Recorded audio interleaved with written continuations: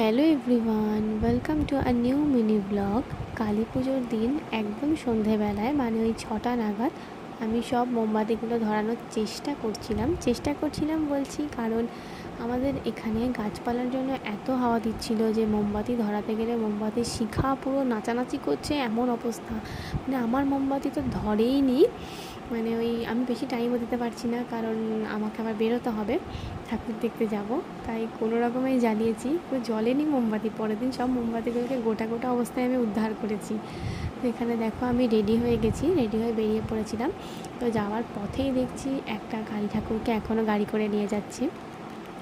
আর এই টাইমটায় না বেশ চারিদিকে কত আলোকসজ্জায় সেজে ওঠে, দেখতে খুব ভাল লাগে। মানে অন্ধকার গলিগুলোও যেন আলোতে ভরপুর হয়ে ওঠে। তো আমি যাচ্ছিলাম হংসেশ্বরী মন্দির। এখানে তোমাদের একবার দেখিয়ে দিলাম প্রাণের শহর বাঁশবেড়িয়া লেখাটা। আমাদের রাতে হংসেশ্বরী মন্দিরে প্রচুর ভিড় হয় সকালের তুলনায়। আমি এত কাছে থাকি, কিন্তু আমার রাতে মানে প্রত্যেক বছরই আমি আসবো করে আমার আশাই হয় না। হয়তো মা চাননি তাই আমি আসতে পারিনি।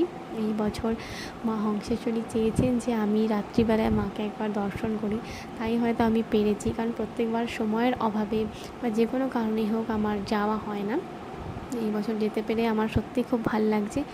এই সময় মানে এই সন্ধ্যের টাইমটায় মা অন্য রকমভাবে সেজে ওঠেন। আমাদের মন্দিরটাও অন্য রকমভাবে সাজানো হয়।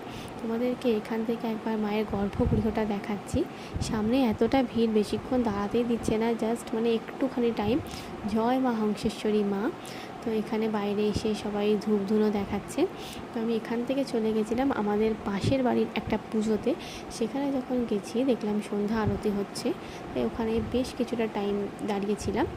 এখন সন্ধ্যা আরতির টাইমেও এখানেও মাকে কত সুন্দর লাগছে দেখতে। সেখান থেকে চলে গেছিলাম আরও একটা বাড়িতে, সেখানে আমাদের নিমন্ত্রণ ছিল। এরপরে চলে গেছিলাম আরও একটা অন্য মন্দিরে, যেখানে আমরা সকালে পুজো দিয়ে এসেছিলাম।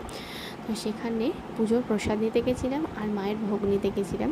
চারিদিকে যতই কিছু না করি না কেন, মায়ের এই খিচুড়ি ভোগের স্বাদ গন্ধ যেন অতুলনীয়, মানে বারবার আমাদেরকে ডাকে।